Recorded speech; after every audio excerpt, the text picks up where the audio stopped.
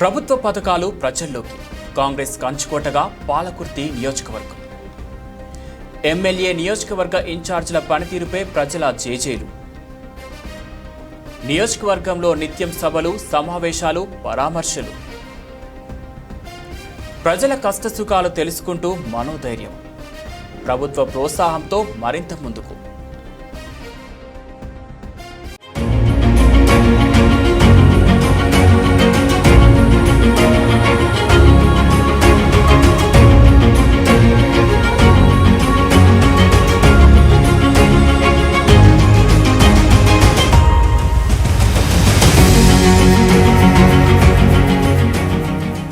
తెలంగాణ రాష్ట్రంలో పాలకుర్తి నియోజకవర్గానికి ప్రత్యేక గుర్తింపు ఉంది. ఒకప్పుడు చెన్నూరు నియోజకవర్గంగా ఉండేది, తర్వాత పాలకుర్తి నియోజకవర్గంగా ఏర్పడింది.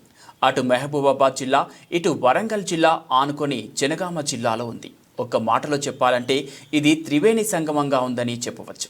ఇక్కడి ప్రజలు 3 రాజకీయ పార్టీల ఏలుబడి ఉన్నారు. ఈ నియోజకవర్గాన్ని పరిశీలిస్తే గత 30 ఏళ్ల నుంచి తెలుగుదేశం నుంచి మొదటగా యతి రాజారావు, అటు తర్వాత ఎర్రబెల్లి దయాకర్ రావు ఎమ్మెల్యేలుగా కొనసాగారు.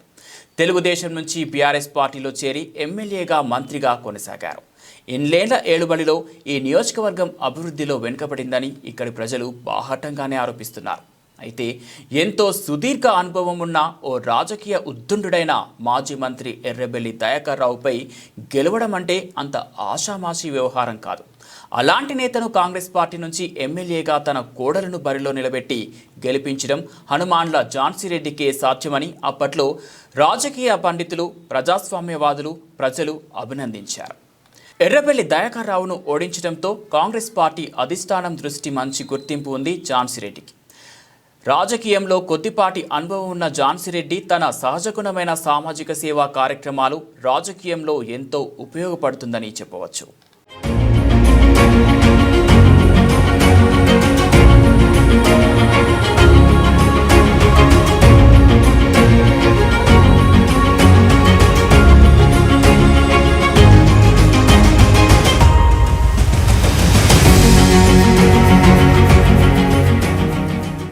ఎమ్మెల్యే నియోజకవర్గ ఇన్ఛార్జీల పనితీరుపై ప్రజల జేజేలు.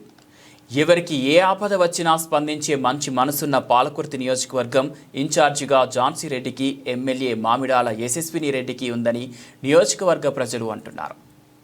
ఏ రాత్రైనా, ఏ పగలైనా వెంటనే స్పందించి వారి కష్టసుఖాల్లో పాలు పంచుకోవడంతో ఇన్ఛార్జ్ ఝాన్సీ రెడ్డికి, ఎమ్మెల్యే మామిడాల యశస్విని రెడ్డికి ప్రజల్లో మంచి గుర్తింపు, అభిమానం ఏర్పడిందని పాలకుర్తి నియోజకవర్గంలో పలువురు ప్రశంసలు కురిపిస్తున్నారు.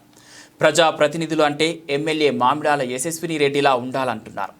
రాష్ట్ర కాంగ్రెస్ ప్రభుత్వం చేపట్టే ప్రజా సంక్షేమ పథకాలు ప్రజల్లోకి తీసుకెళ్తూ అర్హులైన ప్రతి పేదవాడికి పారదర్శకంగా, పార్టీలకు అతీతంగా అందిస్తున్నారు.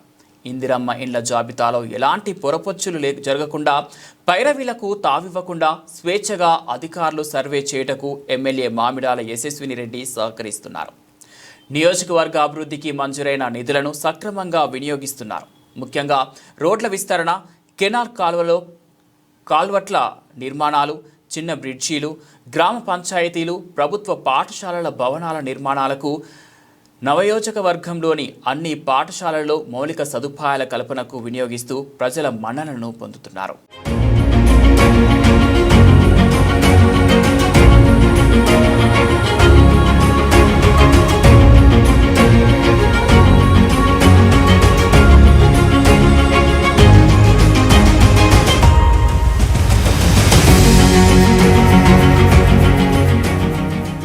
నియోజకవర్గంలో నిత్యం సభలు, సమావేశాలు, పరామర్శలు. కాంగ్రెస్ ప్రభుత్వ ప్రజా పాలనలో అన్ని వర్గాల ప్రజలకు న్యాయం జరిగేందుకు నిత్యం శ్రమిస్తున్నారు. అంతేకాకుండా నియోజకవర్గంలో అన్ని గ్రామాలలో సభలు, సమావేశాలు నిర్వహిస్తూ పార్టీ కార్యకర్తల్లో మనోధైర్యం కలిగిస్తూ పార్టీ బలోపేతానికి కృషి చేస్తున్నారు.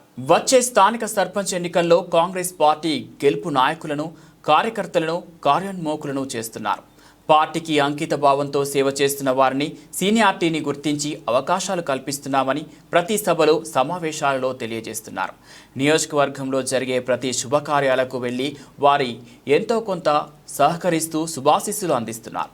కుటుంబాలలో చోటు చేసుకునే విషాద కార్యక్రమాలలో పాలు పంచుకుంటూ పరామర్శిస్తూ ఓదార్పు కలిగిస్తున్నారు.